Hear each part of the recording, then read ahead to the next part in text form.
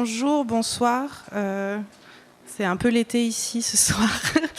Il y a aussi plusieurs places très confortables devant si vous voulez vous installer.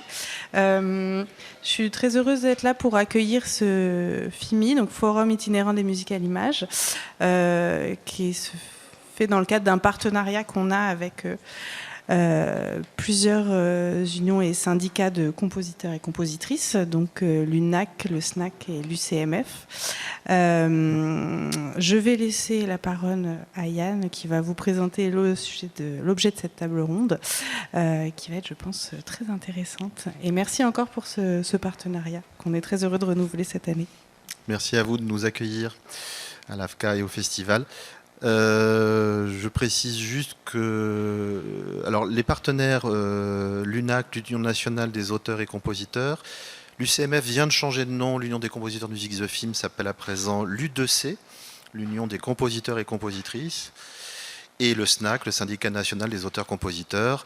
Donc on ne représente pas que des compositeurs, mais aussi des auteurs. Au SNAC, on a par exemple des auteurs de bande dessinée, des réalisateurs, des auteurs de sous-titrage, voilà, c'est tous les auteurs.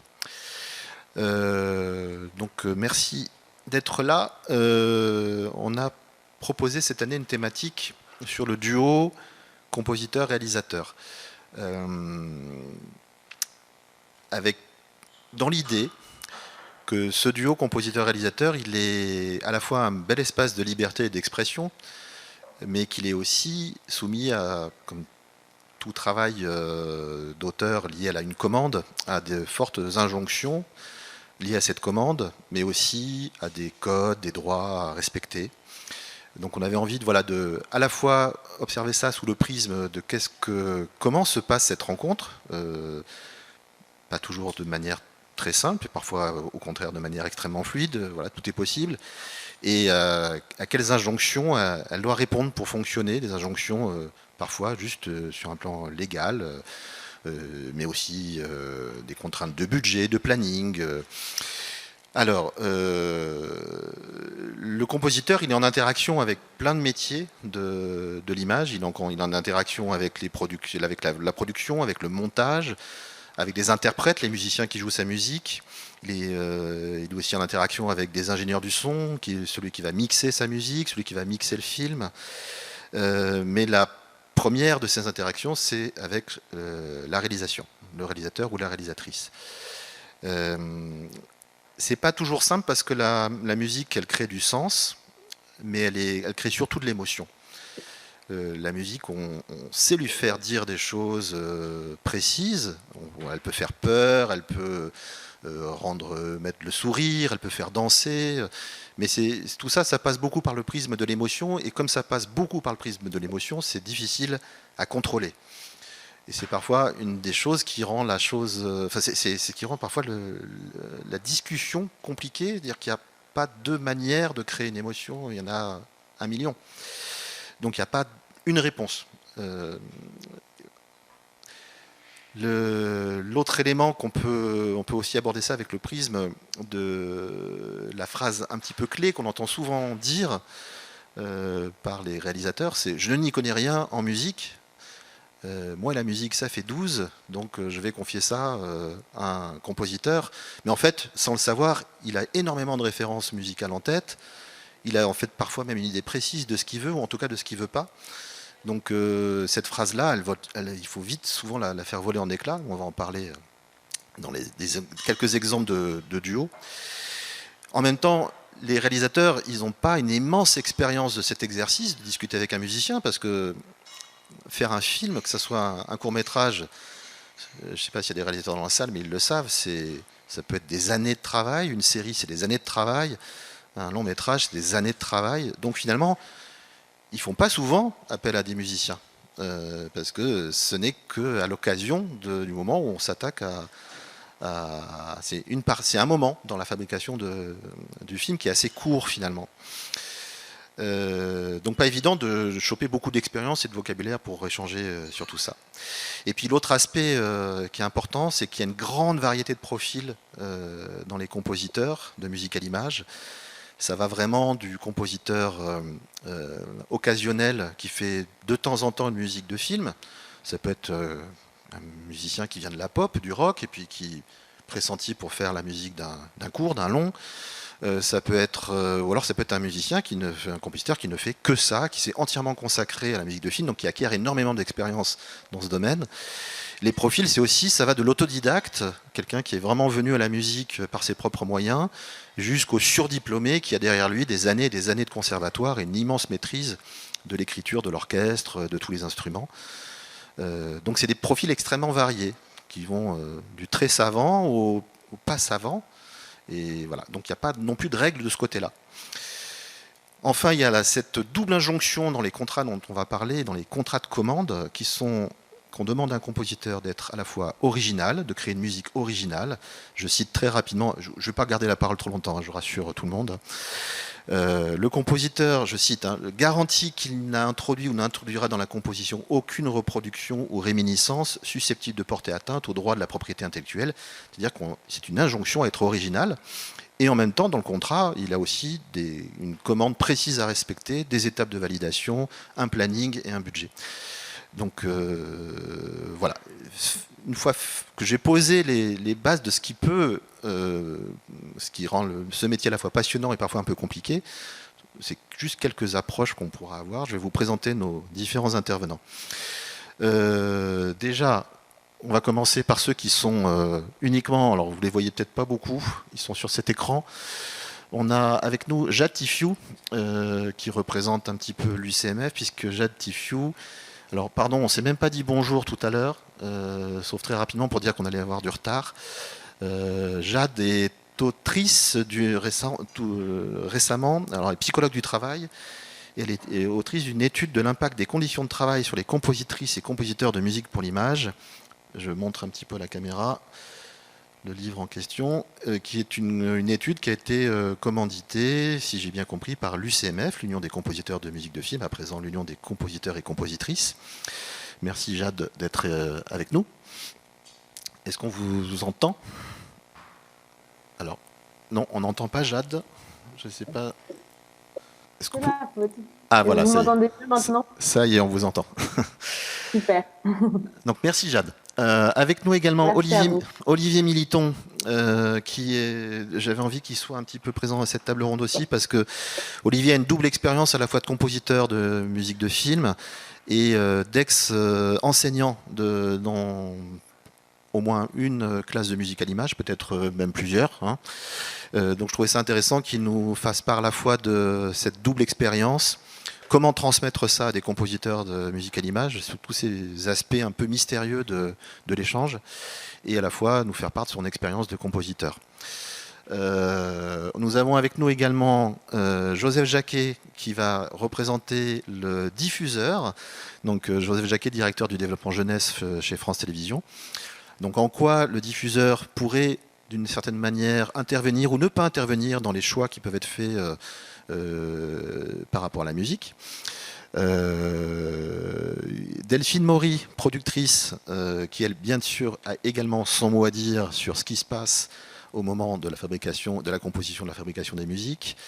Donc là aussi, à quel niveau et dans quelle mesure elle intervient et pourquoi. Un duo à l'œuvre en ce moment, réalisateur Antoine Rota, qui est en train de réaliser la série Billy le hamster. Alors il a fini. Bon bah tu peux nous laisser. Et qui donc travaille avec Pierre-André Attané, compositeur, sur cette série.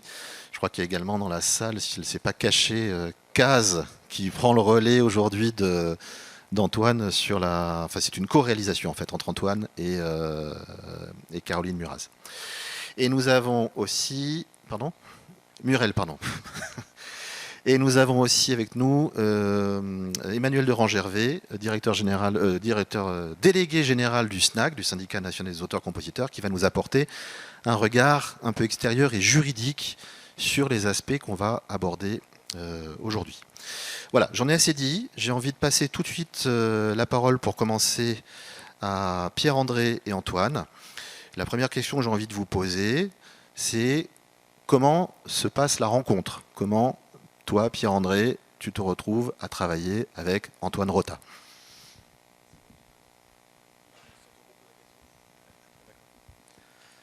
J'ai pas eu le choix.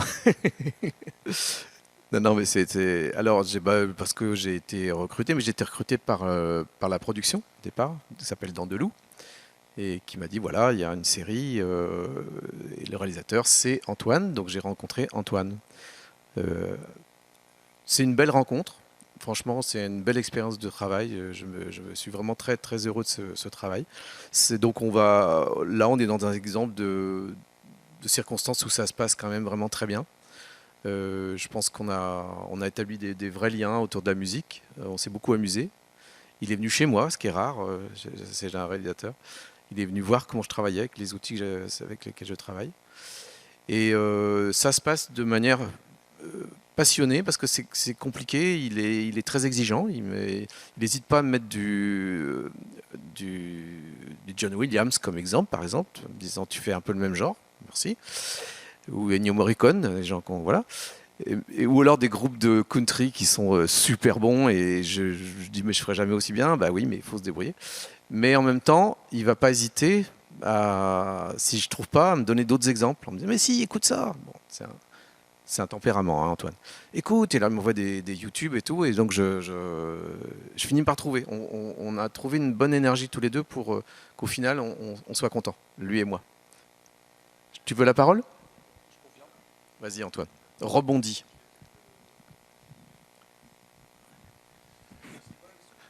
Il y a pas, la question c'est... Allô. Donc, si je comprends bien, c'est pas toi qui as choisi de travailler avec Pierre-André, c'était une proposition de la production. C'est ça ? Alors, pour être honnête, j'ai pas beaucoup de souvenirs de cette période. Moi, en fait, on m'avait... Pardon, on m'entend là ? En fait, j'avais Don Lou qui m'avait fait écouter des trucs qu'il avait fait, et puis j'avais trouvé ça vraiment cool. En fait, j'avais commencé à utiliser des musiques de toi au départ. Parce que tu avais fait des musiques pour un autre projet que j'avais utilisé, et puis on m'avait dit que tu n'étais pas dispo, ou je sais plus quoi, il y avait un truc comme ça. Peut-être trop cher. Du coup, ils m'ont fait écouter ce qu'avait fait Pierre-André, puis je dis ah ouais, franchement, ça c'est cool, parce qu'il avait une gamme assez large, il avait pas mal de styles différents. Et je me suis dit, ça marche bien sur Billy, parce que moi, j'ai... Alors, tu parlais avant de ceux qui connaissent rien en musique. Moi, je connais toujours rien en musique. Parle bien dans le micro, s'il te plaît. Je suis ce qu'on appelle une brouette chez moi en musique. C'est-à-dire que zéro. J'ai fait du solfège, j'ai fait du piano, et malgré tout, je capte rien. Oui, mais alors, justement, là, je vais me permettre d'intervenir. Vas-y. Je modère, mais je vais quand même intervenir, parce que je dis souvent ça, moi, à des jeunes réalisateurs ou des étudiants, c'est que, ou même à des réalisateurs parfois chevronnés, quand j'entends je suis nul en musique, moi je ne le crois pas une seconde, parce qu'on est tous, on écoute de la musique depuis même avant notre naissance. Hein, on entend des choses quand on est encore dans le ventre de notre maman. Donc la musique, c'est quelque chose qui nous accompagne toute notre vie. On est bourré de références, et on est bourré de films aussi, de références de cinéma.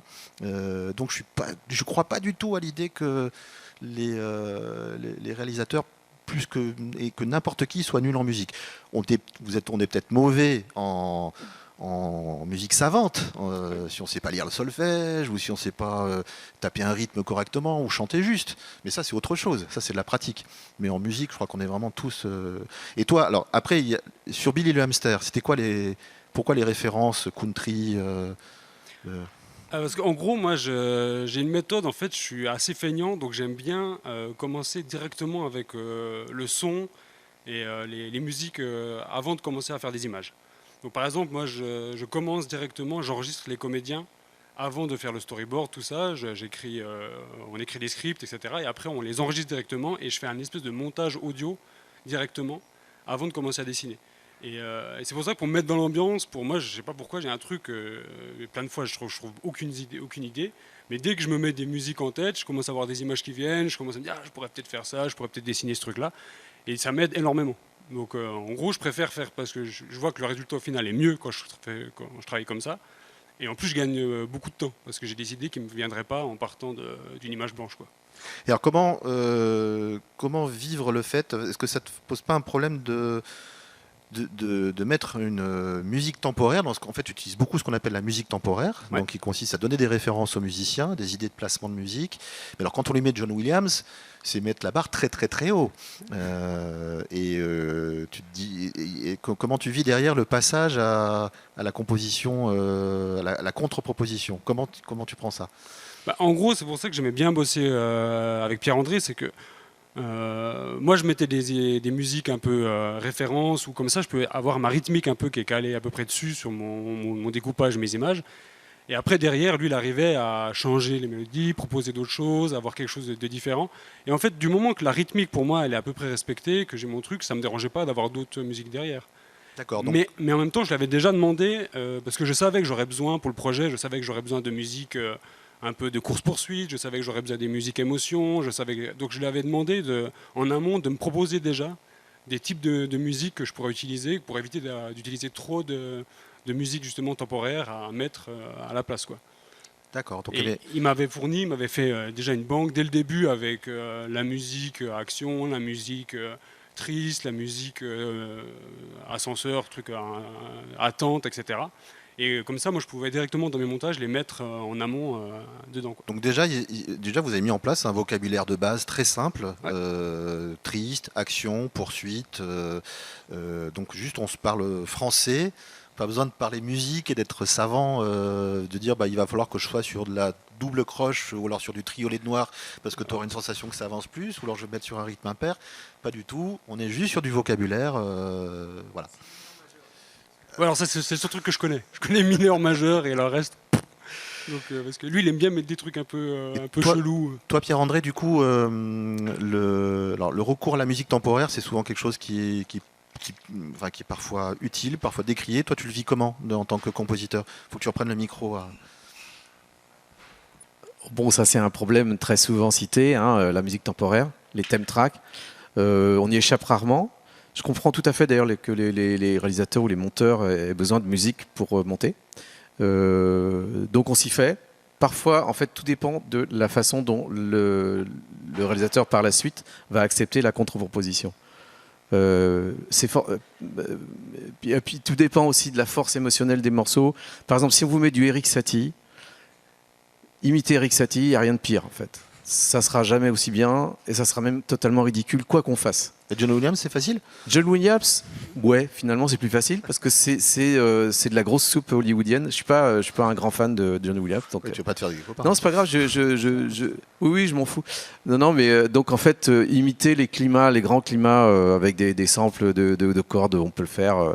Du moment que lui, il accepte que ça soit pas du tout la même qualité forcément d'enregistrement et pour cause, mais qu'on ait quand même l'esprit. Et surtout la rythmique, la pulsion, l'intention, l'émotion. Donc ça on peut le retrouver avec nos machines et nos instruments. Enfin, je joue quand même pas mal d'instruments, mais donc voilà, la musique temporaire, en fait, c'est chiant, mais ça peut aussi rendre service, ça peut faire gagner du temps, parce qu'un réalisateur, quand il donne une musique temporaire, il donne une idée de ce qu'il veut. Et comme ça, on gagne du temps parce qu'on se rapproche de ça le plus possible. Et tu sais, c'est Alexandre Desplat qui parle du risque de la musique temporaire, bien en parlant de cet effet glue. Quand la musique se glue, enfin se colle aux images, on n'arrive plus à séparer la musique des images. Il y a des fois, c'est tragique. Ouais. Des fois, on n'y arrive pas. Donc dans ces cas-là, à ce moment-là, on fait quoi? On appelle la productrice, on lui dit il faut acheter les droits de John Williams. Exactement. Et que dit la productrice? On parlait de ça tout à l'heure. Hein. Alors, il y a une scène dans un épisode qui dure 3 minutes. Hein, où il a tout monté sur un morceau de country. Il me donne ça, je me dis putain, pardon, j'ai fait un gros mot. Je me dis pourvu qu'ils aient joué au clic, parce que moi, s'il faut que je retrouve un truc, il faut que je prenne une métrique. Voilà, ma machine, elle va pas se caler sur les temps forts. Je peux, mais c'est très long. Heureusement, ils ont joué au clic. Et j'ai fait quelque chose qui approche. Mais idéalement, il faudrait acheter les droits. C'est beaucoup mieux ce que font les musiciens. À jouer avec un tempo, avec un métronome. Pardon, avec un métronome. C'est-à-dire qu'en fait, il y a différentes façons. Un groupe de musique, souvent, il enregistre sans métronome. Hein. Ils partent et ça peut bouger. Le tempo peut bouger un tout petit peu. Et là, en l'occurrence, non. Donc, j'ai pu faire quelque chose qui tient au niveau des rythmiques et des pulsions, les coups d'épée sur les cymbales et tout ça, ça va. Mais voilà, donc voilà, c'est une aventure à chaque fois. Je veux dire, si ça se passe bien avec le réalisateur, on peut résoudre ce problème comme les autres. Alors, puisqu'on parlait donc je précise juste pour remettre dans le contexte que Billy le Hamster, si je dis pas de bêtises, c'est une série jeune public, Far West, de cow-boy avec des animaux. Des hamsters. Des hamsters. Mais il y a une souris aussi. D'accord. Mais c'est des vraies vaches sinon, ou pas? Il Il y a un bison. Il y a un bison. Il y a un bison, d'accord. Et un vautour. Et c'est France Télévisions. Je vois, tu connais, Joseph réagit, donc c'est France Télévisions le diffuseur. Ok. Bon bah ça va, on va enchaîner du coup sur. On reviendra certainement sur le duo. Peut-être d'abord Delphine. Donc Delphine n'est pas la productrice de Billy le Hamster, elle fait plein d'autres choses. Mais j'avais justement envie là aussi de te demander. Là on avait l'exemple d'une production d'Andelou qui a fait une proposition au réalisateur. Tiens, on pense que c'est bien que tu travailles avec ce musicien, ça a marché. Est-ce que toi tu travailles comme ça? Est-ce que c'est des... En y réfléchissant, je me suis rendu compte que j'ai vécu quasiment toutes les situations que tu décrivais au début dans mon expérience. Peut-être, est-ce que tu peux parler un peu? Est-ce que là vous m'entendez bien? C'est bon? Ça va. Donc, la première fois que j'ai travaillé avec des musiciens, c'était moi qui avais proposé les musiciens aux producteurs. Donc, moi, j'étais l'auteur des Grandes Vacances et je suis arrivée avec les Seed Matters parce que j'adorais leur musique. Et je me rappelle Didier Brunner, à l'époque, qui produisait les Grandes Vacances, il m'avait dit... il voulait une musique un peu 39-45 et je lui ai dit mais pas du tout, on va mettre de la musique hyper contemporaine. J'étais allée chercher les Seed Matters, lui il voulait mettre quelqu'un d'autre, un monsieur qui s'appelait Davio, comment il s'appelait? Olivier Davio. Olivier Davio, et qui n'a pas pu faire la musique et finalement on a pris les Seed Matters et ça a été, je trouve, incroyable d'aller chercher justement, comme tu disais, des gens qui font de la pop, enfin je sais pas ce qu'ils font comme style de musique, et ils ont inventé quelque chose d'incroyable où il n'y avait pas de paroles puisqu'ils chantaient en anglais. Donc ça a été ma première expérience de travailler avec des gens qui ne faisaient pas de la musique à l'image à l'époque. Et ils en font depuis, puisque Olivier Marguerite, c'est le musicien des Grandes Vacances. Et je crois qu'il vient d'avoir le César pour La Chambre du 12. Là. C'est quoi la Nuit du 12? C'est quoi le film, le long métrage là, qui a eu le César pour la musique? Bref. Je crois que c'est La Nuit du 12. La Nuit du 12. Olivier Marguerite, c'est un des mecs des cinémateurs. C'est lui qui a fait le générique des Grandes Vacances que tous les enfants ont en tête. Même moi, je l'ai en tête. Ouais, moi je l'ai en tête. Et ensuite, j'ai vécu sur toute la durée d'en sortant de l'école, j'ai vécu 3 types de situations. La première année, on m'a dit ce serait bien que tu travailles avec un musicien, Nathanaël Bergès, qui était en Rhône-Alpes. Et donc là, c'est les contraintes de la prod, c'est que parfois, on est obligé de travailler avec des gens qui sont dans une certaine région pour des histoires de financement et tout ça.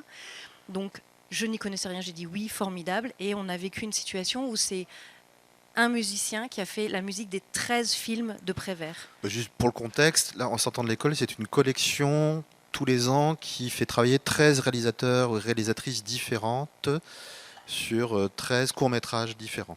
Sur 13 poèmes différents d'un auteur. Et du coup, Nathanaël, il s'est emparé de ça et il a fait un truc très spécial, c'est qu'il est venu dès l'écriture des films à Fontevraud et il a proposé des mélodies à tout le monde. Il a pris tous les réalisateurs un par un. Il était venu avec des instruments, il y avait un piano et il leur a fait des propositions de musique. Donc là, il n'y a pas eu de musique témoin, quasiment pas. Ils étaient arrivés avec des intentions et ils les ont travaillées en même temps que l'écriture du film. Et du coup, il a eu tout le temps de la prod pour faire les 13 morceaux, donc c'était incroyable. Ça, c'était ma première expérience avec un musicien. L'année d'après, toi, tu es venu me voir. Et pour faire la musique à l'image sur les 13 films d'après en sortant de l'école. Et là, je t'ai proposé, tu travailles avec Pablo Pico déjà à l'époque, donc vous étiez 2 spécialistes de la musique à l'image. Et je t'ai proposé de bosser avec 2 potes à moi, dont je ne connaissais pas hyper bien la musique.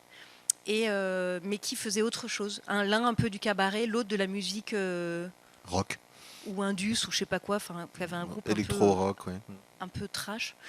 Et là, j'ai fait le pari que ces 4 musiciens-là allaient inventer quelque chose. Et c'était intéressant parce qu'ils avaient 4 personnalités très différentes.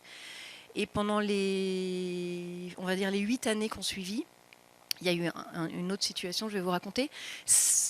Là, je prévenais les réalisateurs qu'on leur imposait des musiciens et que c'était les musiciens qui choisissaient leurs films. Donc c'est pas du tout les réals qui avaient le choix de dire moi je veux bosser avec telle ou telle personne. On s'en rappelait tout à l'heure, il y a une réal qui est venue avec son amoureux qui était musicien. Ça n'a pas été simple.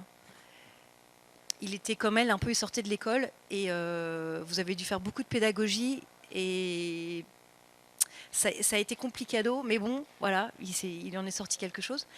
Donc ça a été un peu comme ça pendant... Et là, on a connu évidemment des tonnes de situations, puisque la musique d'En sortant de l'école, il y a parfois la mise en chanson des poèmes.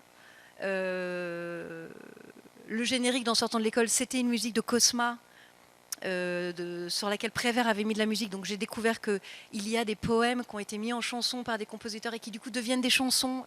Et une fois qu'un poème est mis en musique, c'est une chanson. Donc juridiquement, on ne peut plus détacher la musique du poème. Du coup, ce qui nous imposait, par exemple, sur Je suis comme je suis, qui est aussi une chanson, qui est devenue une chanson parce que Cosma a mis la musique sur Je suis comme je suis. Du coup, on n'a plus le droit de mettre le poème en chanson. On peut mettre de la musique dessus, mais le texte doit être dit. Donc ça, c'est des tas de nuances que moi, j'ai découvertes au fur et à mesure de la production de ces 130 films. Mais justement, là, on touche à parce que en tout tu dois à la fois gérer un aspect de production, donc réunir les gens, arriver à les faire travailler ensemble, et aussi garantir des droits. Ouais. Est-ce que c'est possible d'acheter des droits de John Williams pour la télévision? J'ai jamais été confrontée à ça. Non, j'ai jamais été confrontée au fait de pas que devoir ça soit acheter vraiment de la possible en musique de termes quelqu'un de très connu. On les a toujours convaincus quand ils voulaient de la musique de gens très connus que ça allait être mieux fait par des gens moins connus. Si tu permets, je vais aussi poser une ou deux questions à Joseph. Non, le troisième modèle sur la musique, c'est qu'il y a eu une année où Bruno Coulet nous a contactés, qui est un grand musicien à l'image, et il nous a dit, moi j'aimerais que mes 7 meilleurs élèves puissent faire la composition des musiques des 13 films d'En sortant de l'école. Ça, c'était la 4e année, et on a dit OK. Et on s'est retrouvé avec 13 réals qui sortaient de l'école et 13 musiciens qui sortaient de leur école de musique. Et donc là, ça a été un arc-en-ciel, la farandole des situations nouvelles. Et là, je pense que c'est la première fois que moi j'ai été confrontée à qu'est-ce que c'est créer un langage commun entre des créateurs sur la musique. Vraiment, je pense que c'est le moment où vous étiez aguerris sur ça beaucoup plus. Et là, tout à coup, ça a été une des grandes questions qui est venue. Et quel est le choc de la rencontre entre 2 créateurs, un réalisateur et un musicien, qui viennent confronter leur création sur un film?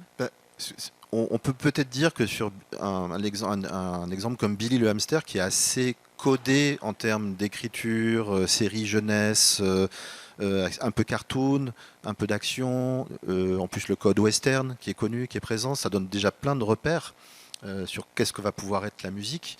Et quand on est sur une collection comme En sortant de l'école, où on est à chaque fois dans un univers très différent, pas de référence a priori stable, 13 envies différentes, ça rend effectivement les choses nettement plus compliquées. 13 humains, 13 styles graphiques, 13 matières, quoi.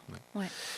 Joseph, je crois que quand on s'était parlé au téléphone, tu m'avais dit dans un premier temps que tu n'avais probablement strictement rien à dire sur tout ça, parce que tu considères qu'en tant que diffuseur, tu n'interviens pas, ou très peu, sur ces choix musicaux. Mais en discutant rapidement, on s'est aperçu, déjà sur les grandes vacances, tu avais un petit peu posé quelques idées, ou en tout cas exprimé des souhaits. Oui, mais c'était pas tant sur la musique que sur le son, en fait. Parce qu'effectivement, comme le racontait Delphine, c'est elle qui avait apporté cette très bonne idée. Bien, si tu peux coller bien le micro. Là, ça va. Ah ouais. Cette très bonne idée des Cinemateurs. Et là-dessus, je n'étais pas du tout intervenu, si ce n'est pour appuyer sa proposition, je crois. En revanche, non, sur les grandes vacances, c'était pas la musique, c'était le son. C'est-à-dire, il y avait une proposition de la production et du réalisateur qui était de scorer certains moments si je me trompe pas. Ah là là. Donc scorer, c'est-à-dire mettre... Scorer, ça veut dire que quand on tombe, on fait bang. D'accord. Faire du Mickey Mousing un petit peu orchestral. Ouais. On t'entend pas là. Ouais. Enfin bon, c'est illustrer de façon sonore les actions. Et c'est pas de la musique, encore musicale, une fois, c'est sonore. Ce qu'on appelle souvent le Mickey Mousing. Ouais. Okay. Et là-dessus, c'est vrai que moi je crois que Delphine, qui était l'autrice et la showrunneuse de la série, on était assez raccord pour dire qu'il fallait surtout pas aller de ce côté-là, parce que ça contredisait beaucoup ce qu'on cherchait à trouver comme principe d'émotion de la série avec une certaine réalité en tout cas et le scoring qui est plutôt quelque chose de l'ordre du cartoon ou d'une comédie pour le moins appuyée n'était pas vraiment le modèle qu'on cherchait quoi. Donc voilà, quand même, tu commences par dire que tu n'as rien à dire sur le sujet, que tu es nul en musique aussi, Ouais. que tu es une carotte, et tu nous sors des idées de scoring, Ouais, il y a, non, mais ça, c'est il y a mon déjà mé- une vraie, Non, mais il y a un après, vrai c'est regard mon- qui, c'est malgré mon- tout, qui est là, je trouve. Moi, je dirais pas jusque-là, mais après, vous savez, moi, mon métier à France Télévisions, enfin, j'en ai plusieurs, mais il y en a un, c'est de recevoir les éléments de la part des maisons de production et de dire ça, c'est OK, ça, c'est pas OK, pour débloquer l'échéancier de financement et faire avancer, et que les projets puissent continuer à avancer. Et donc, je donne mon avis sur tout et n'importe quoi. Enfin, Delphine est bien au courant. D'ailleurs, on a un sujet, il n'y a pas la semaine dernière encore, sur des notions musicales. Mais où mon point de vue à moi, il n'est pas tant un point de vue d'expert en quoi que ce soit, parce que, entrez, Si c'est possible de faire les travaux demain ou tout à l'heure. non mais, par exemple, tu disais, on ne peut pas dire qu'on est nul en musique ou qu'on n'a rien à dire. Ben moi, je pense que si. De la même façon que j'ai pas grand-chose. En tout cas, il y a des choses où on peut. C'est une vraie différence de savoir les faire ou de pas savoir les faire. Euh, mais bon, en tout cas, moi, on me demande de valider le casting, le truc. Ça, je suis pas ni animateur, ni casteur, ni voix, ni machin. Mais bon. Euh, Mon point de vue, il reflète plutôt ce que je recherche d'abord en termes de validation, c'est le point de vue que on a posé en ligne éditoriale, en discussion commune, en expérience du public en fait. Moi, je suis diffuseur, donc mon travail, c'est surtout de se dire comment ça va être reçu. Euh, Là aussi, encore, j'ai pas toutes les expertises. Hein. C'est de toute façon à un moment, ça devient un petit peu subjectif. Mais j'ai pas toutes les expertises. En revanche, il se trouve qu'on travaille sur 80 productions par an, nous. Donc, et que personnellement, je suis tout le temps au moins 20 productions. Donc ça, de l'expérience, j'en ai de ce côté-là. Certaines peut-être intuitions, puisque c'est pas du savoir. Mais bon, voilà, oui, non, je suis pas ni mélomane ni expert dans le domaine.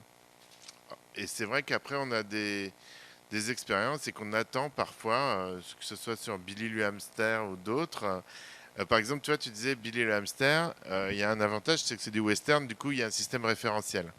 Et ben, en fait, les enfants ne l'ont pas. Parce qu'ils n'ont pas vu de western depuis 40 ans, les enfants. et, et donc, typiquement, ça, c'est un système référentiel que les adultes compositeurs, producteurs, ça partagent. Et d'ailleurs, on reçoit un nombre de propositions de western incroyable, alors que c'est une espèce de chant du cygne, je crois, alors qu'il n'y a plus de western depuis longtemps. Mais même, il y en a de temps en temps, et on renie pas le genre, même si on pourrait le questionner d'ailleurs. Mais typiquement pour nous, quand on nous dit ah bah c'est du Billy, c'est du western, alors on va mettre de la musique de western, on dit wow, c'est pas obligé en fait. Il y a des exemples de dichotomie totale entre la musique et le son dans des séries. Alors je pense par contre plus à des séries adultes qu'à des séries d'animation ou jeune public. Mais il y a des très très beaux exemples dans le cinéma et la série où la musique n'est totalement anachronique. Oh bah, regarde Panic, c'est du belge et c'est de la country. Par exemple. Je te laisse encore un tout petit moment. Enfin, j'ai encore une autre question pour le diffuseur que tu représentes, Joseph. Désolé de te cuisiner comme ça. Il y a quelque chose dont souffrent beaucoup les compositeurs souvent, c'est au moment du mixage. Les musiques sont sous-mixées par rapport aux voix, sont baissées. C'est souvent un moment de souffrance pour les compositeurs. Est-ce que il y a une raison à ça? Est-ce que les choses sont en train de changer selon toi? Est-ce que tu es déjà arrivé d'intervenir sur ce plan-là? Franchement, très peu. Très très peu. C'est-à-dire, je pense que ça a dû m'arriver une ou deux fois de dire en gros ce qu'on peut dire parfois, je pense, c'est on n'entend plus les dialogues. C'est peut-être le seul bémol qu'on peut apporter, c'est le cas de le dire. c'est ça, c'est que nous, encore une fois, on se réfère à notre audience et on se dit, il faut qu'ils entendent bien les mots. C'est peut-être l'essentiel euh, dans la réception du dessin animé. Mais franchement, ça arrive très peu souvent, très très peu souvent. Ouais, je pose cette question parce que on se pose parfois aussi encore la question de les choses ont un petit peu bougé, sont en train d'évoluer avec notamment l'arrivée des plateformes qui ont un petit peu changé la donne en termes de mixage, en s'inspirant plus des normes de mixage cinéma que des normes de mixage télé. Alors c'est vrai que la télévision, historiquement, c'est une diffusion domestique dans le salon. Il y a du bruit autour, il peut y avoir de l'activité, donc d'où l'importance de faire ressortir les voix.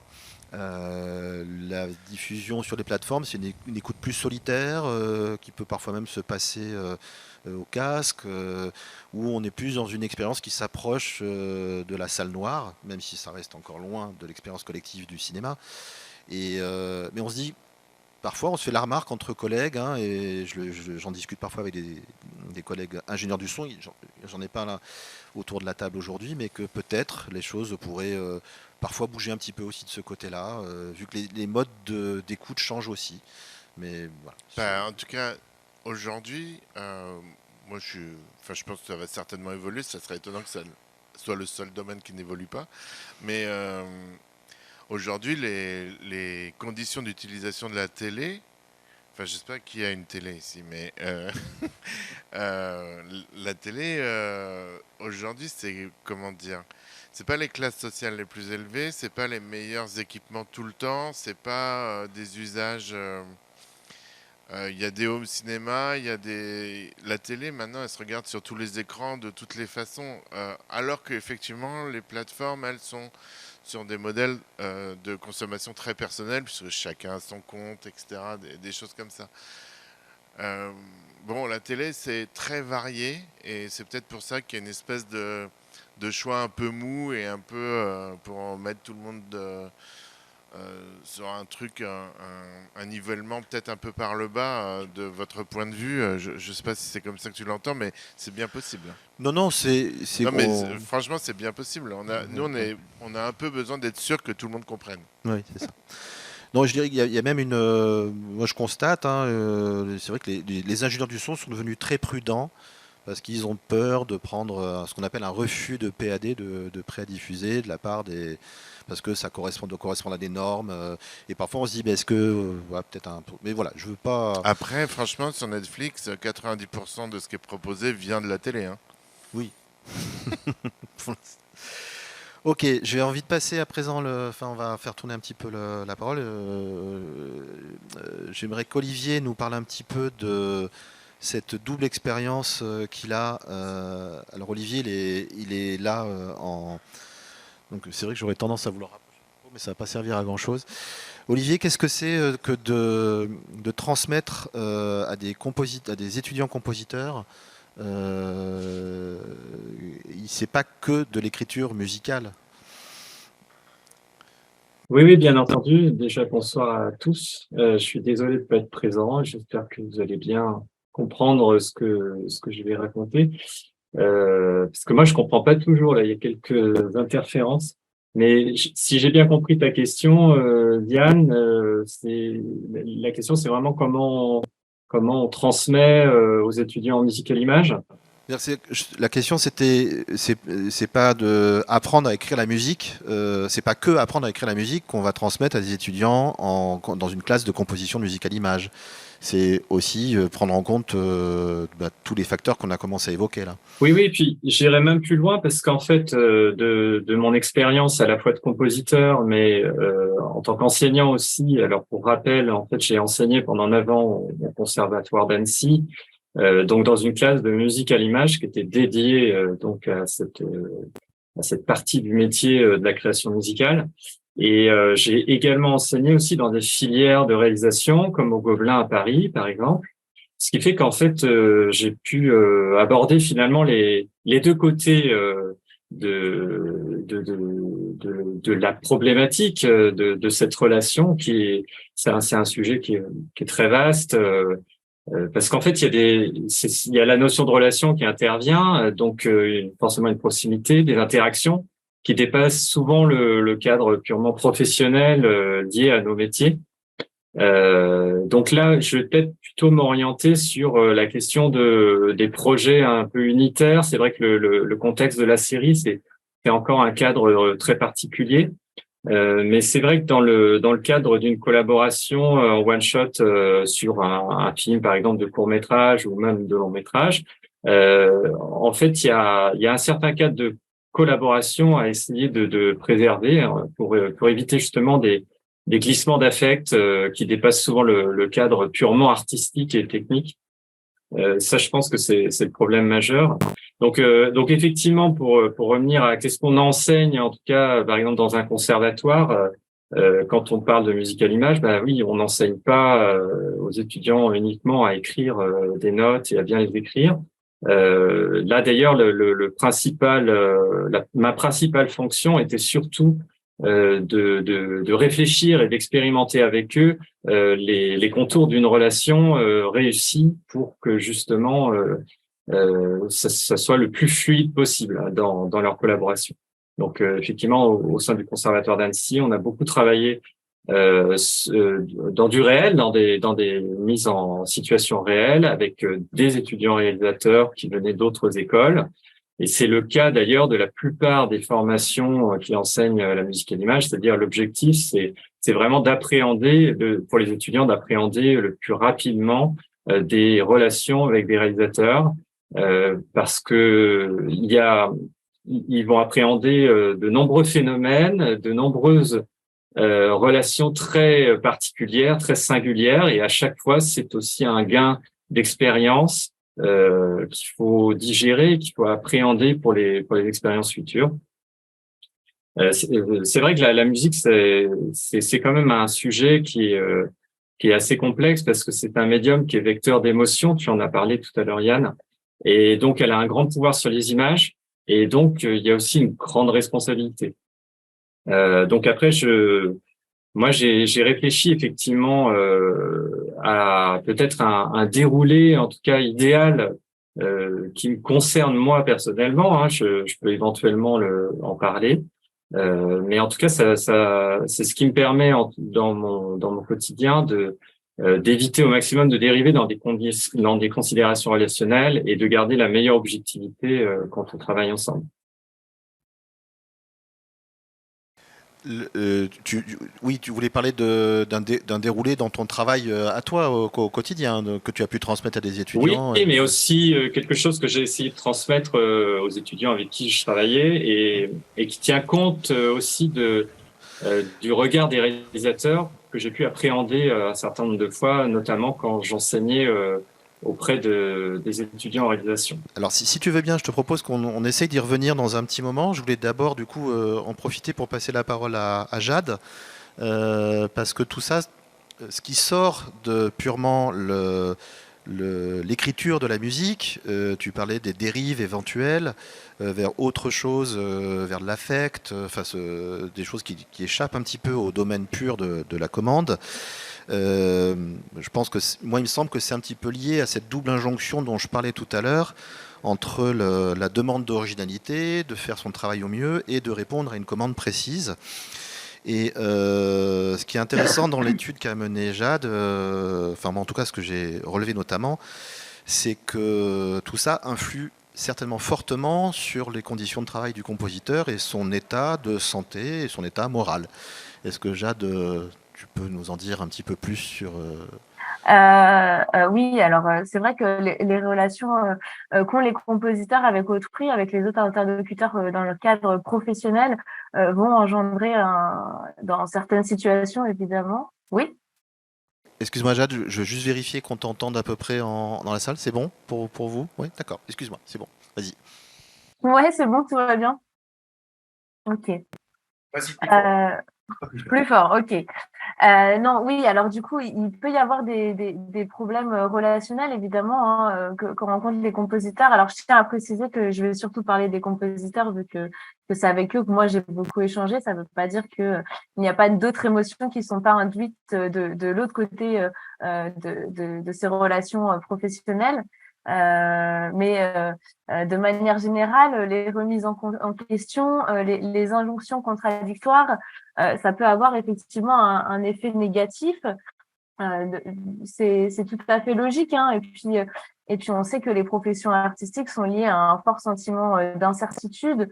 Là, l'incertitude, elle est pas liée comme quelqu'un qui serait dans une situation salariale, à la possibilité de perdre son emploi, mais ça peut être aussi l'idée de ne pas avoir les mêmes propositions professionnelles, l'acceptation des propositions artistiques aussi qu'on peut faire. Ça peut être quelque chose qui peut être difficile dans le travail des compositeurs.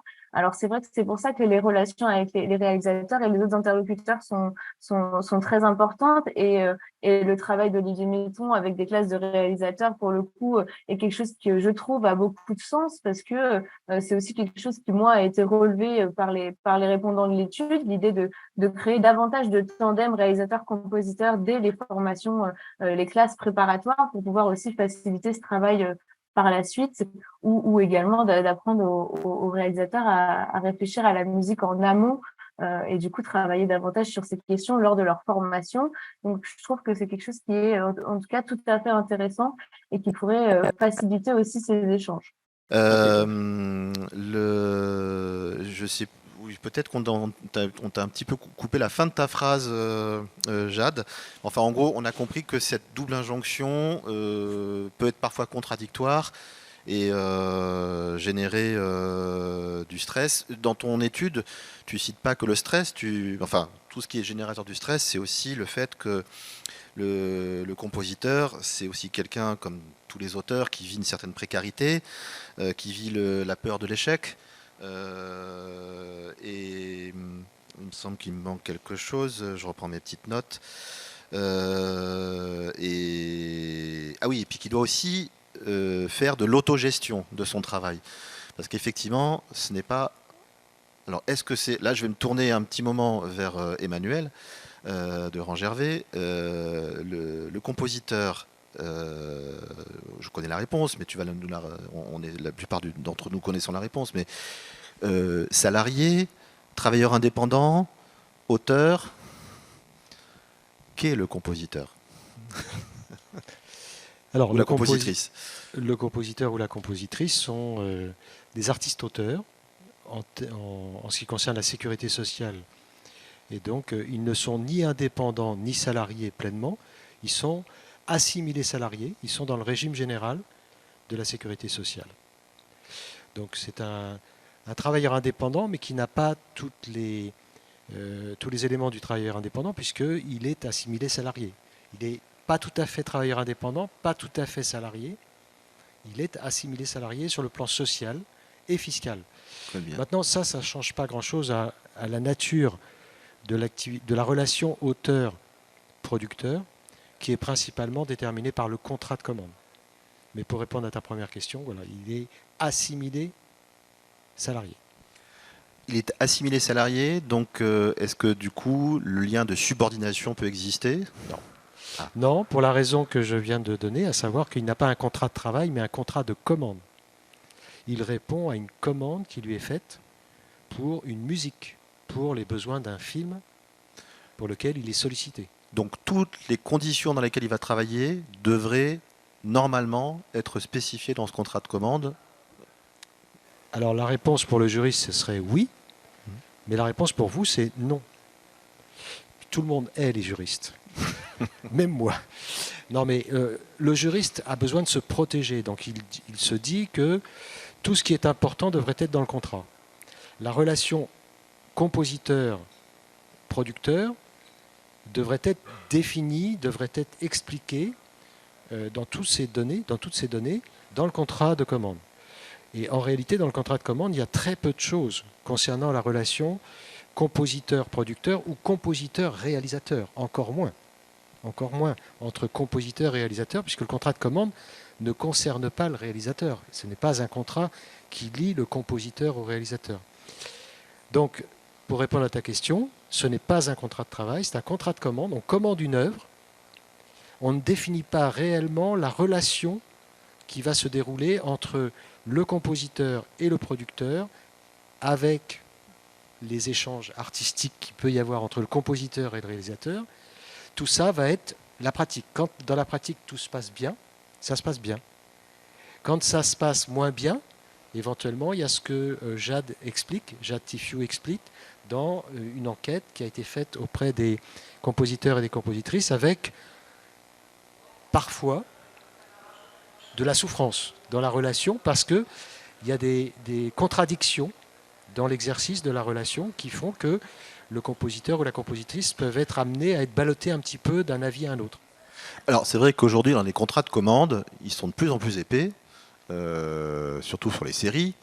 On a des tas de choses qui sont prévues, notamment sur l'exploitation des musiques. Alors là, je remets un petit peu la tenue, la veste du responsable musical image du SNAC, donc un peu du syndicat.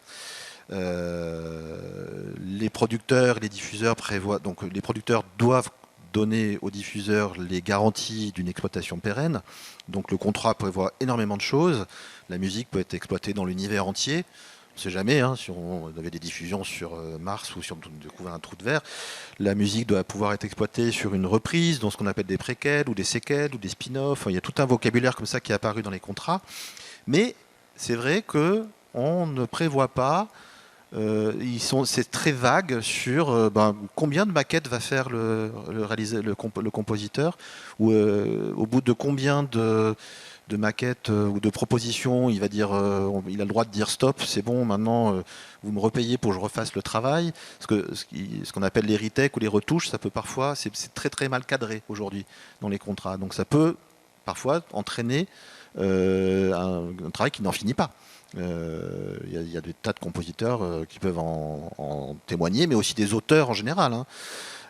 Comment expliquer que le contrat se soit à ce point polarisé sur les droits liés à l'exploitation? Est-ce qu'on n'a pas fait assez attention, ou est-ce que...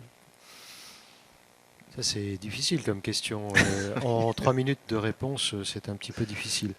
Il y a des intérêts économiques à définir les modalités d'exploitation possibles et éventuellement la répartition des recettes d'exploitation entre les différents, le partage de valeur sur l'exploitation de la musique. Dans la définition de la relation entre l'auteur et le producteur, il n'y a pas d'enjeu économique d'une certaine façon. Et les compositeurs ont tellement l'impression que, et la plupart du temps c'est le cas, les choses vont bien se passer, qu'il n'y a pas besoin de définir plus. Mais c'est vrai que quelquefois, on se dit que si les choses avaient été prévues dans le contrat, d'un côté comme de l'autre d'ailleurs, du côté du compositeur comme du côté du producteur, on aurait pu gagner à avoir des choses claires pour éviter que chacun ne parte éventuellement avec une idée fausse de la façon de travailler, du pouvoir des uns et des autres dans la relation. Je crois que, Jade, je reviens un peu vers toi. Tu avais eu des échanges à ce sujet avec... Tu m'entends toujours? Enfin, tout va bien? Tu es là? Je te vois pas sur l'écran. J'ai manqué un petit épisode, alors il faudrait me faire un récapitulatif, car ça a un petit peu coupé. On parlait de qui peut être vécu comme un déséquilibre aujourd'hui dans les contrats de commande entre tout ce qui garantit l'exploitation pérenne des droits, de ce à quoi s'engage le compositeur, alors que les conditions de réalisation de la musique ou le nombre de temps qu'il va y passer, de combien il va devoir faire de maquettes ou d'essais avant que les choses soient validées, ne sont que très rarement précisées. Et je crois que tu as eu des échanges sur ce sujet, notamment avec Nidji Sanchez, qui fait partie de l'UCMF et du SNAC, qui citait l'exemple de la Suisse, dans lequel les choses sont là-bas très, très fixées, paraît-il. Est-ce que ça te parle, ça? Oui, alors après les différences contractuelles, moi ça va. Alors après, les différences contractuelles, moi, ça va moins être mon sujet par contre entre les pays, mais le fait qu'il y ait seulement un engagement du coup contractuel et qui va pas reposer sur les bonnes pratiques à adopter au quotidien ou sur vraiment le fait de définir un cadre techniquement pour les compositeurs, comme vous disiez, le fait de retoucher X fois, etc.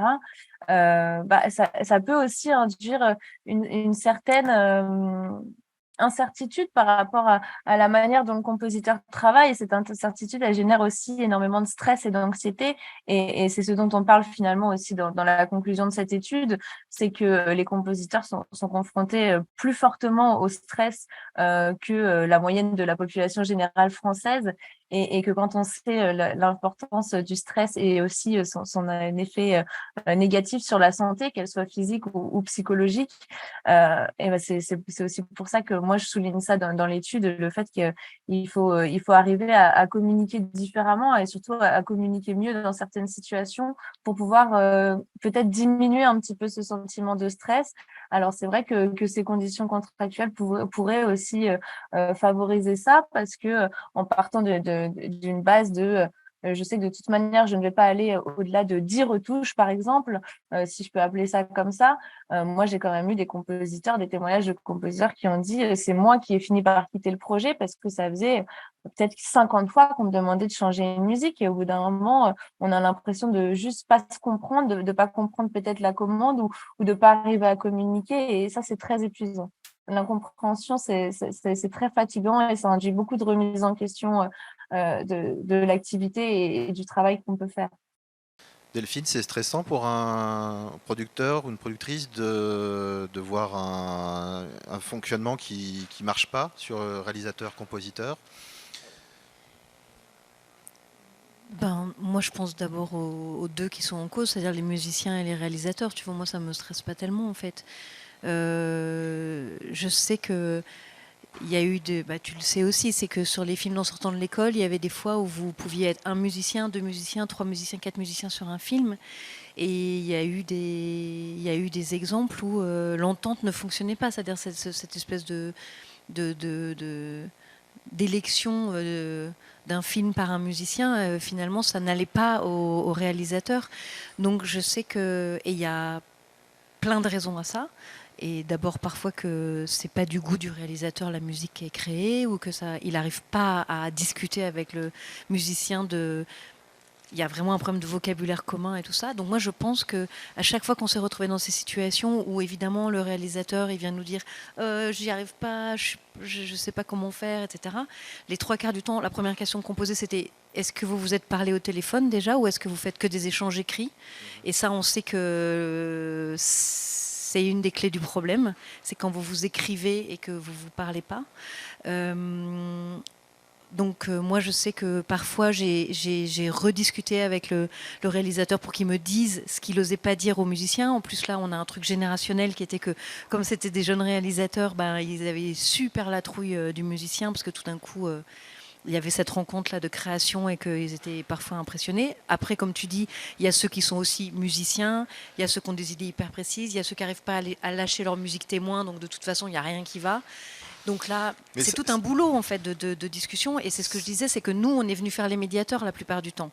On est venu leur dire...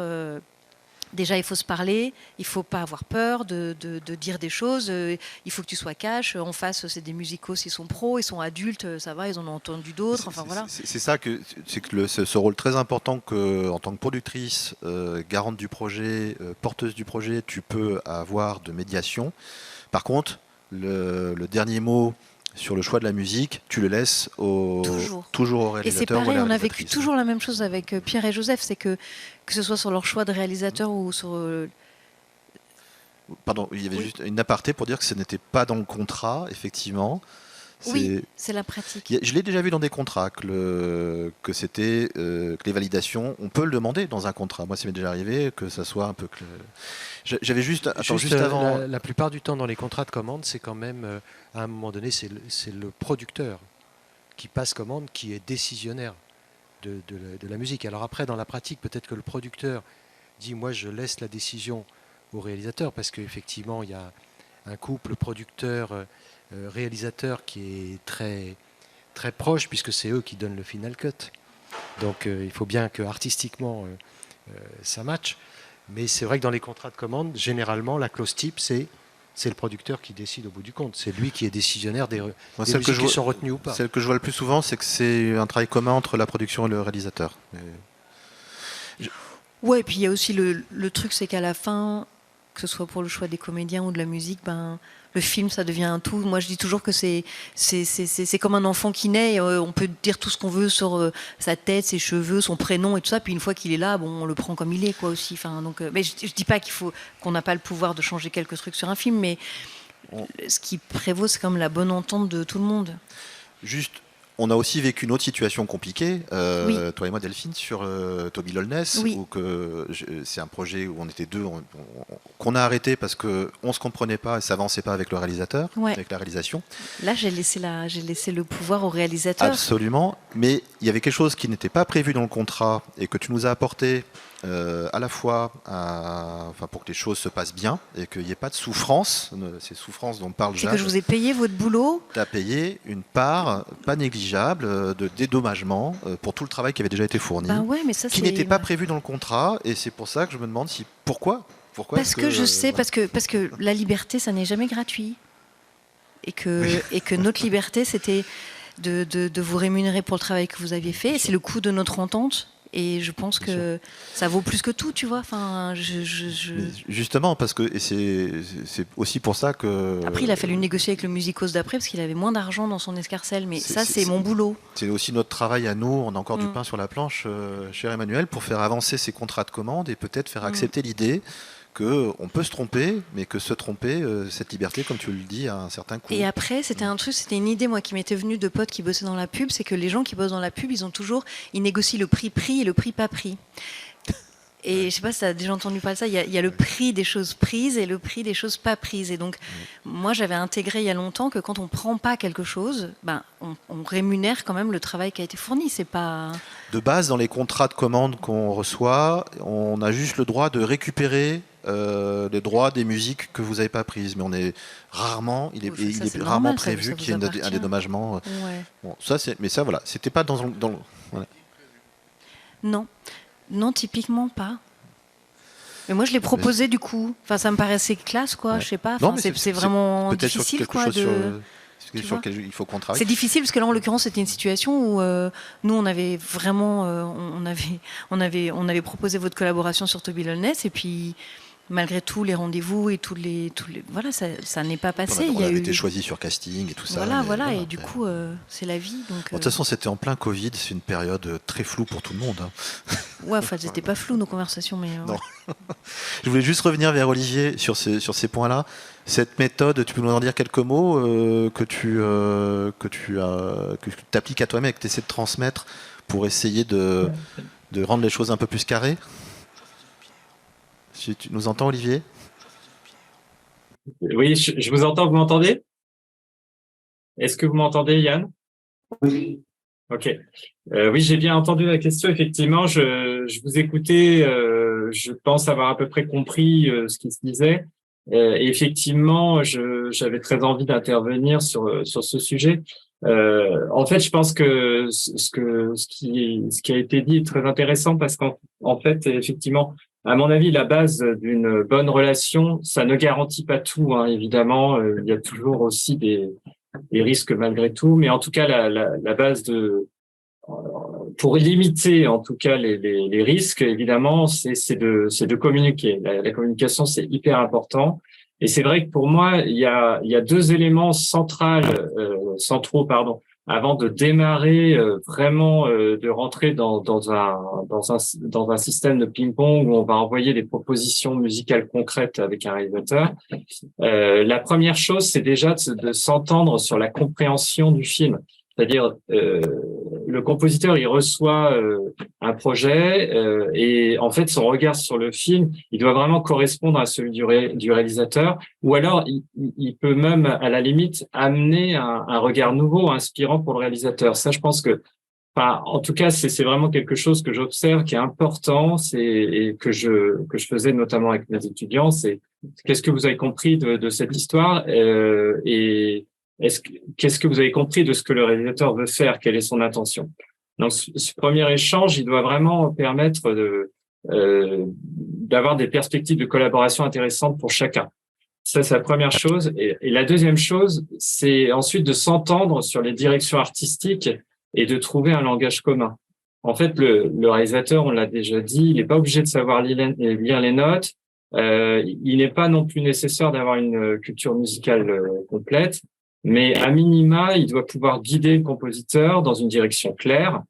Ça peut être en termes d'émotion, de couleur, d'intention. Il faut trouver un verbe, un langage, des mots-clés, et il faut que le compositeur comprenne bien ce qui est souhaité. Moi, je sais que dans mon cas, des fois, je cerne pas tout à fait l'intention du réalisateur, et en fait, je vais vraiment lui poser des questions jusqu'à ce que pour moi, les choses soient bien claires. Parce que si c'est pas clair dans ma tête, c'est vrai que je pense que je vais avoir du mal après à retranscrire les intentions d'un réalisateur, ce qu'il aimerait faire pour son film. Donc, je pense que ça, c'est vraiment les deux points les plus importants, c'est parce que derrière nous, il faut qu'on réussisse à interpréter, à retranscrire une intention, parce qu'il y en a toujours une. Oui. Oui, on a toutes sortes de cas de figure dans les relations aux réalisateurs. Moi, j'ai envie de dire quand même que les compositeurs ont fait de la musique appliquée. C'est-à-dire qu'on n'est pas, on a une certaine liberté, mais on est quand même, le patron, c'est quand même le réalisateur ou la réalisatrice, bien sûr. C'est-à-dire que c'est sa vision, c'est son film, et c'est important d'avoir un petit peu ça en tête. Il y a des réalisateurs qui, là, ça s'est bien passé avec Antoine, c'est que chaque fois qu'on n'était pas d'accord, ou je fournis une musique qui n'allait pas, en fait, c'était pas un problème, puisqu'en fait, il me proposait tout de suite des contre-exemples, et en fait, je sentais chez lui un truc de, on va le trouver. Donc, il n'y avait pas ce côté « Ah, mais qu'est-ce que tu m'as fait ?» Parce qu'il y a des réalisateurs qui sont comme ça, qui sont choqués parce qu'on n'a pas trouvé tout de suite. Voilà, le truc, ça va pas.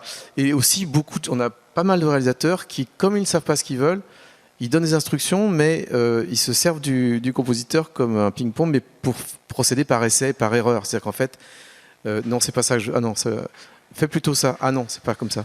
Et là, ça peut rendre fou. Bon voilà, on a eu cette chance avec Antoine de ne pas être dans ce cas de figure. Il y a quelque chose que je trouve très vertueux aussi, Olivier, tu seras certainement d'accord, mais c'est pas toujours facile à faire, et vous en parliez tout à l'heure, quand tu disais qu'Antoine est venu travailler avec toi, chez toi. Oui, ça c'est bien, c'est rare. Non, mais c'était, alors, tu disais que c'était rare. Moi, oui, c'est quelque chose, moi c'est la première fois, ou non, peut-être pas la première fois. Non, je voulais qu'il voit les outils, parce que les outils de travail du compositeur, c'est la façon enfin, je sais pas si ça t'a servi à quelque chose d'ailleurs, mais bah, tu vas pouvoir le dire. Mais voilà, le fait qu'il se déplace, qu'on puisse aussi tout de suite montrer comment je pouvais changer un petit truc très vite sur l'image avec mon logiciel, c'était intéressant. Ouais, en plus il a une belle baraque, le chien il est hyper marrant, donc c'était aussi pour ça que c'était bien d'y aller. Mais en gros, moi, j'ai vraiment kiffé travailler avec lui. Ce que j'ai adoré, c'est qu'à chaque fois, moi, j'ai pas du tout de langage musique, j'ai rien du tout. Donc, je lui proposais, je lui pitchais quelque chose. Je lui disais, j'aimerais bien un truc comme ça. D'ailleurs, je rebondis à ce que tu disais, c'est que moi, je fonctionne jamais par écrit. À chaque fois, on s'appelait ou on se voyait, et c'est beaucoup plus simple, je trouve. C'est vraiment. Et voilà. Et en fait, des fois, il partait sur quelque chose, j'étais là, je fais ouais, non, on n'y est pas, et du coup je m'enregistrais sur mon téléphone, puis je faisais hey, tu vois, il faudrait plus un truc genre tigidi tigidi pam pam pim pigidi gidi, ça n'avait aucun sens, mais du coup j'envoyais ça et ça marchait, et puis là, il me proposait un truc, je fais bah nickel, on y est. Donc en fait, le fait de venir chez lui, ça aussi m'a vachement aidé de me rendre compte qu'est-ce qui était facile à modifier et qu'est-ce qui n'était pas. Moi, je me suis aperçu aussi avec le temps et l'expérience que dans une certaine mesure, ça permet au réalisateur de reprendre un peu de contrôle sur quelque chose qui sinon lui échappe, au réalisateur ou à la réalisatrice, encore une fois. C'est vrai qu'en plus, dans le monde de l'animation, vous avez un contrôle sur l'image et sur le jeu. À part, il y a quelques moments où vous perdez un peu le contrôle. C'est le jeu d'acteur, un peu le bruitage dans une certaine mesure et la musique. Sinon, vous avez un contrôle absolu sur l'image. Contrairement à la fiction où on est dépendant de la météo, pardon, pas de la fiction, à l'image en prise de vue réelle, on est dépendant de la météo, de l'avion qui passe, de la performance de l'acteur, etc., du physique. Donc, je pense qu'il y a ce moment-là de travail en commun qui est très très utile dans la mesure où il vous permet aussi, réalisateur, réalisatrice, de reprendre un peu la main sur de vous l'approprier un petit peu, en fait, cette création qui est en train de se faire pour vous. Il y a un exemple très marrant de ce qu'on peut faire et pas faire. Par exemple, quand on a une séquence montée, on a mis une musique dessus, et puis 15 jours après, ah ouais, j'ai enlevé 2 secondes. Enlever 2 secondes, c'est un gros problème. Parce qu'on a la musique, elle quand même un tempo, une métrique, elle est calée. Ça, c'est difficile. En revanche, modifier le placement d'un effet ou changer l'esprit d'une séquence, mais où on sait qu'on va pouvoir tout modifier, ça va. Donc en fait, c'est intéressant de se voir. Le dialogue est très important. Il faut se parler en vrai, il faut si possible se parler, se voir physiquement, et ça rend service. Alors, l'heure tourne un petit peu, même si on a pris 10 minutes de retard au départ. J'ai abordé un petit peu les différents éléments que j'avais prévu qu'on aborde. Je voulais savoir s'il y avait des questions dans la salle, s'il y a des mains qui se lèvent. Oui. Est-ce qu'on peut un peu faire le micro à chef? Oui. J'ai une petite question par rapport à votre sentiment que moi je suis à la fin producteur et par rapport à cette des droits d'édition. Alors donc la question porte sur qu'est-ce qu'on pense des droits d'édition. On pense beaucoup de choses des droits d'édition et beaucoup de mal dans la plupart des cas. Pas toujours, mais dans la plupart des cas, c'est quelque chose. Mais c'est vraiment un débat qu'on a déjà eu pas mal de fois, ne serait-ce qu'ici l'année dernière, si je ne me trompe pas, c'était le sujet ici même l'an dernier. En gros, la position des organisations syndicales, des organisations professionnelles sur le droit d'auteur, c'est l'édition musicale, pourquoi pas, mais avec des vrais éditeurs de musique. Voilà. Sinon, on trouve que ça pose quand même un certain nombre de problèmes. Mais on ne va pas lancer le débat maintenant parce que c'est vraiment un énorme débat. Non, mais ce qui est amusant, c'est que ce soit quelqu'un qui est compositeur et producteur qui pose la question de l'édition, alors que je suppose que là, vous n'êtes pas schizophrène. Donc, vous n'avez pas de problème. Donc on a un producteur vertueux qui ne veut pas les droits d'édition. Donc juste, je reformule. En ce qui vous concerne, vous ne prenez pas les droits d'édition, c'est ça? Voilà. Oui, parce que nous, on n'a pas les droits d'édition, on ne les cède pas, on nous les prend, en fait. Voilà, mais bon. Il ne faut pas qu'on se lance dans ce débat. Il faut juste rappeler qu'effectivement, on les prend parce que c'est une partie de la rémunération du compositeur. Oui, tout à fait. Quand on parle de la part éditoriale, c'est une partie des droits SACEM, donc c'est une partie des droits d'auteur. Et travailler avec un vrai éditeur, c'est quand même une garantie, peut-être, que la musique va avoir une autre vie, un peu plus d'exploitation. Et là, on est gagnant, puisque s'il y a une autre exploitation, même si on les a partagés, les droits d'auteur vont augmenter notre revenu, tout simplement. Hein. C'est le cas sur Billy, où Dandelou est coéditeur avec mon éditeur qui rentre dans le budget musique et va exploiter les musiques par la suite, ce qui fait qu'ils auront une seconde vie. C'est pas la situation parfaite, mais c'est quand même vachement mieux que la captation pure et simple des droits éditoriaux, qui est un de nos combats favoris au SNAC. D'autres questions? Oui, tout au fond. Alors là, je veux bien que vous vous approchiez, parce que sinon on va vraiment pas entendre. Pour la captation. Merci Pierre-André. Merci beaucoup pour l'intervention. Alors je m'appelle Florent Desgeyer, j'organise avec Diane Dedeker et Noémie Beson le Caramove, qui est un événement qui consiste à faire un clip animé qui sera ensuite, qui est d'abord réalisé par les compositeurs et compositrices de musique à l'image et illustré par les animatrices et animateurs.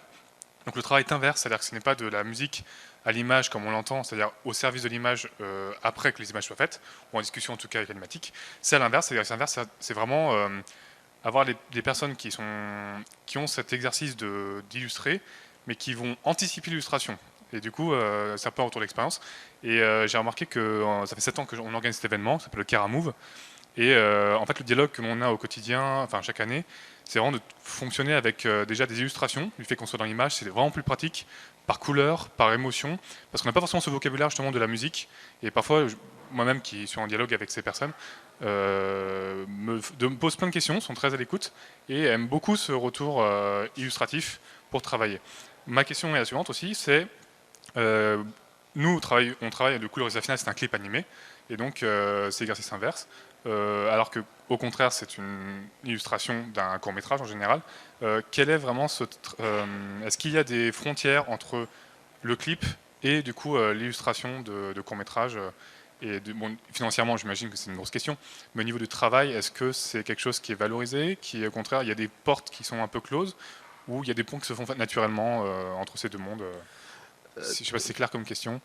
Alors donc tu veux dire entre le monde de la fiction, la fiction en général, ou animé ou pas, et le clip pour des chansons ou sur des bandes son déjà existantes. Alors, sachant que beaucoup de compositeurs de musique à image sont au conservatoire et du coup ont une musique qui fonctionne en elle-même et pas souvent illustrée.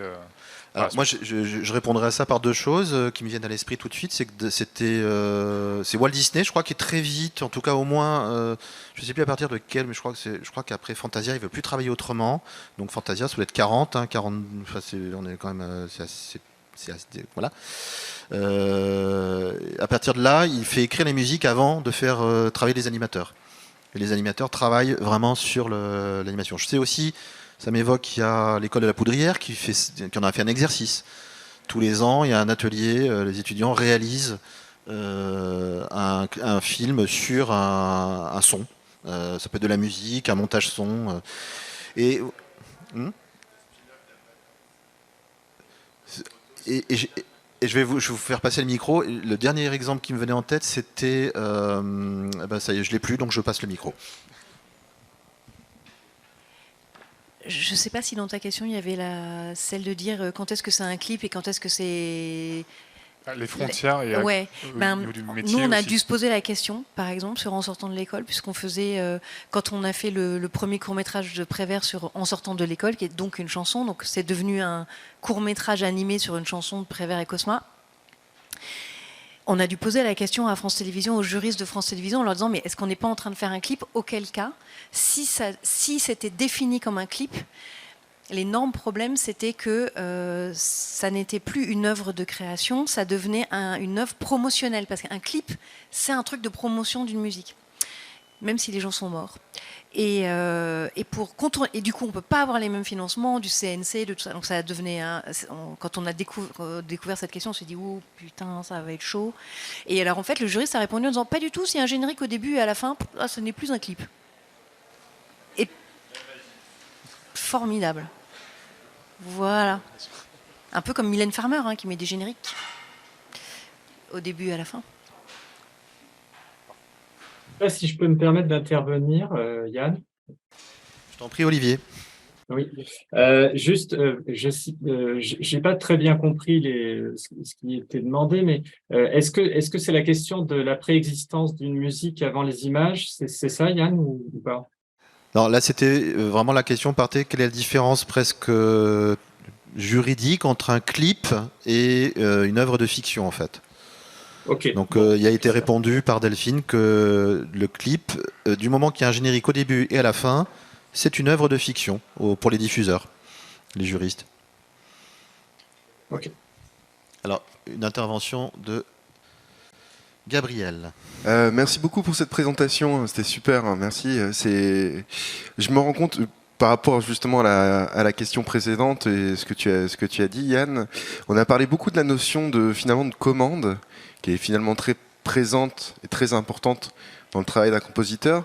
Moi, je voudrais parler aussi de la notion d'auteur, en fait. Et c'est vrai que là, les questions qu'on a abordées, c'était finalement tourné beaucoup sur la partie d'audiovisuel, qui est finalement un format particulier, parce qu'il y a toutes des questions sur le volume horaire. Donc, c'était intéressant ce que tu disais, Antoine, justement, à ce sujet, que on doit préparer aussi quelque part des musiques un peu playlist qui vont servir pour tel type d'action, parce qu'au bout d'un moment, le volume fait qu'on est obligé de penser à ça. Moi, je voulais vous poser une question, c'est pour cette notion d'auteur, c'est est-ce que quelle est la part en fait d'intervention au niveau de l'écriture? À quel moment est-ce que ça arrive souvent que dans le domaine plus notamment du domaine cinéma, court-métrage ou long-métrage, est-ce que les réalisateurs vous font intervenir assez tôt dans le travail pour pouvoir inspirer l'écriture, pour pouvoir avoir tout de suite des thèmes et des références qui vont servir très tôt dans l'animatique et pour le montage? Et quelles sont vos expériences vis-à-vis de ça? Quels sont vos ressentis et quelle surtout proportion finalement, parce que j'ai pas l'impression que ce soit quelque chose d'encore très démocratisé et dans le métier de très fréquent, je veux dire. Et l'intervention en amont, tu veux dire? L'intervention en amont, ouais, voilà. Ouais, est-ce qu'il y a quelqu'un? Vas-y, Antoine.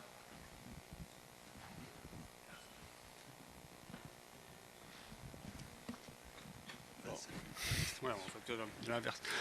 Moi en gros quand je travaille sur un projet, j'essaie d'avoir justement la musique le plus tôt possible. C'est-à-dire que même si quand je fais sur Billy par exemple, quand je faisais des réunions d'écriture avec les scénaristes, je mettais directement les chansons que faisait Pierre-André justement pour le projet, et je leur avais envoyé la liste des musiques au fur et à mesure, ils pouvaient aller écouter, etc. pour se maîtriser. Et des fois je leur disais même, cette séquence, je vais utiliser cette musique-là. Donc pensez déjà pour l'ambiance que ça va coller à peu près à ça, et je trouve que c'était vraiment super utile. Et pareil, quand j'allais aux enregistrements des comédiens, je leur faisais écouter les musiques avant qu'ils fassent les voix, pour pouvoir se mettre dans l'ambiance, dans le ton, etc. Puis qui cale un peu déjà le rythme de parole. C'est qu'il y a une musique qui était nerveuse, je dis bon là il faut que ça débite, donc tu balances du rythme. Et il y avait des séquences un peu émotion où là je fais vas-y, tu chuchotes, tu vas vraiment doucement. Parce que sans s'en rendre compte, en fait, dès qu'on entend la musique, on va vraiment changer son débit, sa parole, etc. Et ça changeait tout. Je voyais bien sur les prises d'enregistrement, le niveau était vraiment meilleur, quoi. Donc moi j'essaie de le faire. Et si j'ai pas de musique que m'a fait le compositeur, je vais déjà en regarder, je vais prendre des musiques temporaires, je vais regarder, des fois on passe des après-midi à écouter des musiques, c'est un peu le style que j'aimerais, etc. Et franchement je trouve ça, moi je fais toujours dans le sens où je suis assez feignant, donc le plus j'ai d'informations en amont, le plus c'est facile pour moi derrière j'ai pas de surprise. C'est-à-dire que quand je fais mes montages, j'ai déjà les voix. Quand je dessine, j'ai déjà les voix des comédiens, j'ai déjà la musique de Pierre-André sur le projet, je mets un petit peu de sound design et en fait j'ai déjà une espèce de cassette audio du film que je fais et je dessine par-dessus. C'est comme du coloriage, quoi. C'est un peu le même principe. Tu fais des clips en fait? Ouais, Bah oui. Il y a quelqu'un là. Je voulais juste ajouter à ce qui vient d'être dit très concrètement que ça fait partie des dispositifs qui sont apparus aujourd'hui d'aide, d'accompagnement, de solliciter des rencontres le plus en amont possible. Les dispositifs qui amènent à écrire des dossiers, les dispositifs de résidence, qu'il s'agisse de trio, qu'il s'agisse de troisième personnage à Marseille, de trio qui est géré par la maison du film les dossiers CNC, les dossiers SACEM demandent déjà des notes d'intention, et c'est vrai que ça a un aspect vertueux, c'est que ça crée une réflexion très en amont. Et depuis qu'on a vu ces aides, un peu, notamment dans le court-métrage, j'ai vu les choses un peu évoluer, la prise en compte en amont de cette réflexion a beaucoup avancé, il me semble. Pardon. Moi, je voulais témoigner. Oui, d'ailleurs, si je peux me permettre juste, pardon, Olivier, tu me coupes. Une réflexion sur ce sujet, parce qu'en fait, c'est vrai que moi, c'est vraiment ma pratique quotidienne, quasiment, de compositeur. Excuse-moi, c'est Nicolas, je crois. Oui, alors, donc c'est... Mais juste pour terminer, en fait, c'est vrai que moi, je travaille énormément avant que les images se fabriquent, et je trouve que ça permet effectivement de proposer une musique de manière plus large, de créer un peu plus de profondeur, et peut-être de permettre à la musique de tracer une ligne indépendante. Donc, je préconise vivement à tous les compositeurs d'arriver le plus tôt possible dans le process, mais pas trop tôt non plus, évidemment. Et surtout, c'est aussi très bénéfique pour les réalisateurs, parce qu'ils ont de la matière quand ils vont monter sur leurs images. Ça, c'est vraiment une richesse qui est un point de départ assez intéressant. Alors, je voulais prendre la parole déjà pour dire bonjour à Olivier, et d'ailleurs à Antoine aussi. Donc je suis Nicolas Deveau, je suis réalisateur, et donc du coup je voulais parler parce que suivant les projets qui arrivent, suivant les projets qu'on met en place, la musique peut arriver à différents moments. C'est-à-dire qu'en effet, j'ai travaillé sur de la musique très en amont de l'animation, mais aussi donc avec Olivier sur une musique qui est arrivée dans un second temps. Donc on a travaillé ensemble sur un film avec des girafes plongeuses, et c'est vrai que la musique et le rencontre avec Olivier s'est fait dans un second temps. Et il y a une logique aussi de réinvention qui peut être intéressante dans la rencontre entre deux auteurs. En effet, moi j'avais eu du mal à trouver les mots, je me rappelle à l'époque, mais ce que je voulais dire, c'est que moi je travaille aussi beaucoup le sound design, et le travail sonore peut arriver dans un second temps. Chez Cube, d'ailleurs avec Antoine, il y avait un peu deux écoles, le travail de la musique et le son très en amont, et moi ce que je faisais qui était plutôt dans un second temps. Mais en fait les deux sont hyper intéressants à travailler. Donc le rapport aux musiciens peut être très intéressant dès le départ, mais c'est vrai que souvent nous dans la création, en fait le travail du musicien et le moment où on le paye arrive dans un second temps. Donc c'est pour ça aussi que souvent on est dans cette logique de travail d'apport de musique de musique qui viennent d'ailleurs. Mais voilà, je voulais dire que suivant les projets, ça peut être aussi très intéressant de travailler sans son et d'arriver sur un travail musical et sonore dans un second temps. Voilà, tout est possible. Voilà, c'est juste un petit témoignage. Je vous propose qu'on te laisse un petit peu ce dernier mot d'ouverture. Parce que l'heure, voilà, on a entamé nos 10 minutes de rab. Est-ce que quelqu'un a un dernier mot à dire ? Je voulais juste rajouter quelque chose, parce qu'en fait c'est amusant. Antoine, il m'apprend quelque chose là. Je ne savais pas que ma musique avait servi pour les dialogues ou pour les stories. Donc en fait, ça me fait plaisir. Là, c'est un scoop, au sens que... Non, mais ça fait plaisir parce que je me dis que du coup, ma musique a servi aussi à inspirer les épisodes. Et comme je les trouve super, parce que franchement, les histoires sont magnifiques et sont très, très sensibles. Donc je suis assez fier de savoir que j'ai un peu contribué. Voilà. Non. Merci à tous pour vos interventions. Merci pour votre patience, vous qui n'étiez pas physiquement avec nous. Mais merci. Donc je le redis, merci au Festival national du film d'animation, à l'AFCA et aux 3 organisations UCMF, UNAC et SNAC. Et puis c'est bon, t'as tout. Ah, tout. Voilà, nous on a à ma cuit droite, ici. tout le monde est cuit. Vous vous rendez pas compte, mais on a cuit là sur scène, surtout en face. Merci à tous. Merci.